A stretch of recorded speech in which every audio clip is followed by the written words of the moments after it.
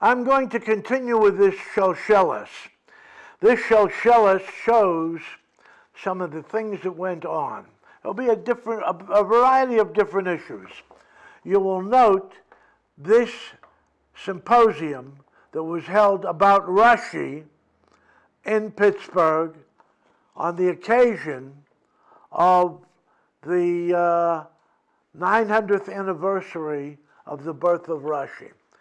This was held with my father speaking and Rabbi Halpern speaking, and there was some kind of a musical program, and it was held at the probably at the YWMHA, in other words, the Jewish Y that they had there. But it was very important that people get to realize, what they're a part of, what they've come out of. So they were able to hear from people who are knowledgeable and capable of giving them over a major portion of what their entire heritage was built upon. Rashi, as you know, the commentator on the Talmud, on the Chumash, he opens up areas that would be a closed book, as it's been said. Rabbi Leiter in 1935 also put together such a group of rabbis, and the head of the Hebrew Institute there. They all spoke about the Rambam. Each one had a whole, and they put out a pamphlet about it for people to take home to read and understand who the Rambam was, what he did, why he was doing it, what he accomplished, etc., etc., and his lasting imprint on the Jewish people, the Sephardic community, and as well, not only that, but the entire yeshivische, lomdische community, as well as the scholarly community inside and outside of Judaism. In addition, his accomplishments as perhaps the major physician of his time, according to some of his Arab compatriots in the area of refuah, in the area of medicine. It was a tremendous, personage, and someone whose entire being was excellence in all. And something that people could study and realize what they could do if they would just apply themselves, each one according to his own abilities. I want to mention to you another thing that I've seen in my father's things, besides what I told you before. Here's a picture from the boat, that Rabbi Meir Shapiro wrote a card to my father, okay? I didn't have it handy before, but I'd like you to see it, okay? It's right there. It's sort of a very interesting piece, okay? He just had to stay in touch with my father all the time. But there's something else. My father stayed in touch, I said to you before, with the people in Europe. Well, there was a Rabbi Meir Ark who died, I believe, in 1926.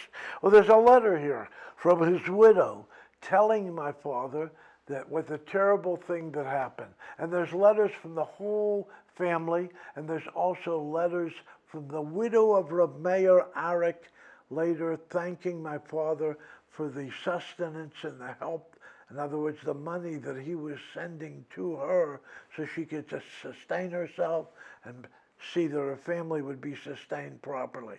Galicia was a poor country. The Balabatim were not exactly, able to hold up two rabbis necessarily at one time. It was difficult.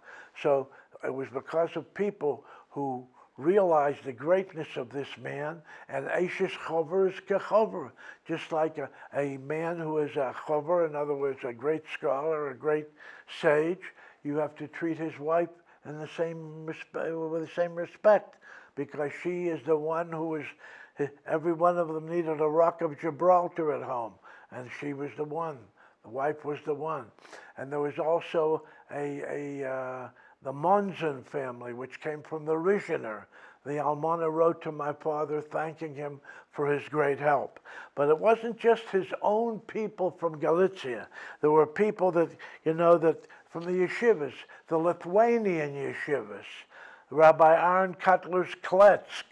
When he was in Europe, he had a yeshiva called Kletsk. There were about 240 Talmidim there.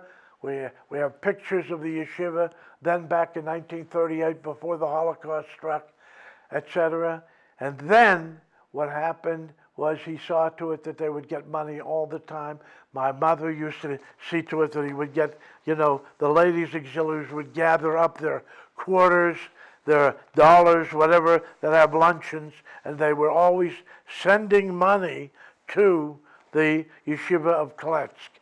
Here it is, the yeshiva, the ladies' auxiliary of Kletsk and Hebron, where Rabbi Sarna of Israel was. He was the head of the yeshiva. My father mentions him in one of his books. He brings down a point that Rabbi Sarna makes, but more than that, they were sending them money constantly. $25, $40, $60, on some occasions $100 even, or maybe $140. I think I saw some receipts. Those were really tough times in the early 40s when they were really worried. So they were making efforts in behalf of all of these people. All of those people that needed help knew where to come and to be given some kind of succor, whether it was an almana, a woman without a husband who didn't have parnosa and the kehillah couldn't sustain them as much as before, or whether it was an aguna, you understand. These are some of the women that are helpless, literally helpless at that time. You didn't have women going out and getting high-class jobs in those days. They did their work at home. They did an awful lot of work, and they were a mainstay of their husbands. But as far as, bringing in the bacon, if you'll excuse the expression, they were not able, society wasn't set up that way yet. I want to mention something to you. Regarding aguna, there was a great, great rabbi here in America named Rabbi Henkin, from Lithuania, and a tzaddik, really a big tzaddik. He was bothered tremendously by the problem that they had with agunot. Before Rabbi Moshe came, he was considered the big authority in the area of Gittin, Jewish divorce. In addition to, he ran the Ezra's Torah to help out the poor scholars in Europe and all over. He was a tremendous force for good, and he was a very elevated individual. He lived over 90 years, I believe.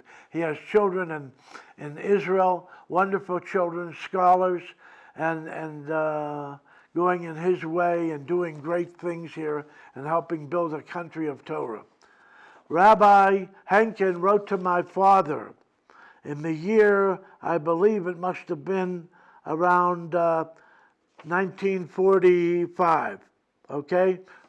Maybe it was the end of 44. But anyway, he asks him, Rabbi, what do you think? What do you think of this idea I have? There are agunas are brought about simply by the fact that the civil authorities give a civil divorce and they have no Jewish get and the children are tainted. Either that of the coming marriage of the woman who received a civil divorce.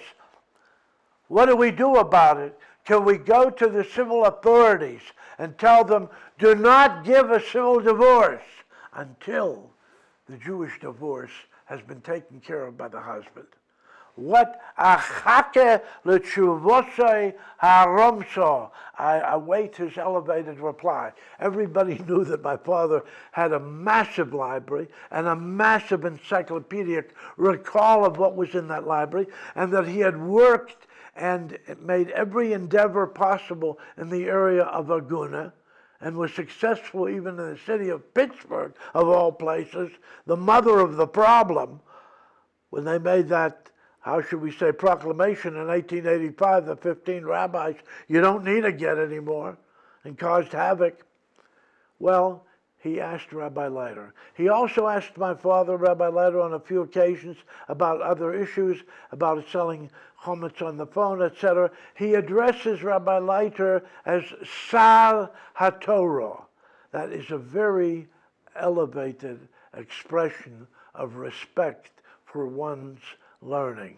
And this tells you, here he was, from Galicia to Pittsburgh, but service to his people, maintaining the kesher, the bonds of halacha for the Jewish people, hopefully for centuries and millennia to come, in the style and the approach of Maimonides, and also dealing with people on the level that they would expect, from a leader with a really good heart, with a tremendous concern about their physical and immediate needs, not only what he would think about regarding their spiritual needs, but both of them together, complementing one another in the most appropriate and perhaps an element of the divine in it. This is what God wants from people. These are the Yud Gimel Midas. These are the 13 attributes of mercy and goodness. So those who are able, and my father was not the only one, there are many very good people. They speak about a midbar in America today, young people. Well, I'm not so sure. I'm not so sure. They did a lot with virtually nothing to help them. They didn't have unlimited funds. They couldn't make parties every day for things. They couldn't just, live it up and then go out and advertise themselves, etc., etc. They did for their people. They were servants of their people. They were servants of the Rabbeinu Shalom. They lived a different life. They were used to living in Europe without bathroom facilities, without this, without that, and they put out tremendous works, and they helped huge amounts of people. My goodness, the Rabbi of Brody in Europe, Rabbi Steinberg, one of the big three, 4,000 agunas. 4,000 agunas he freed. Besides writing tons of responsa, responding to people in Galicia, outside Galicia. We have to learn more about these people, what they did for their own people, and how they related to people outside their own confines, so much so that they respected them. In fact, they felt they had to respect them. I think this element of being able to get along with other movements, people from other movements, is a very important thing. It's a very important thing. It may be more difficult in our time. It may be for different reasons. But nevertheless, as far as the kesher, the Shelsheles of the Am Yisrael, keeping us all together and moving forward instead of sideways and against one another, the example has to be there. And one must be dedicated to that, completely and totally, period.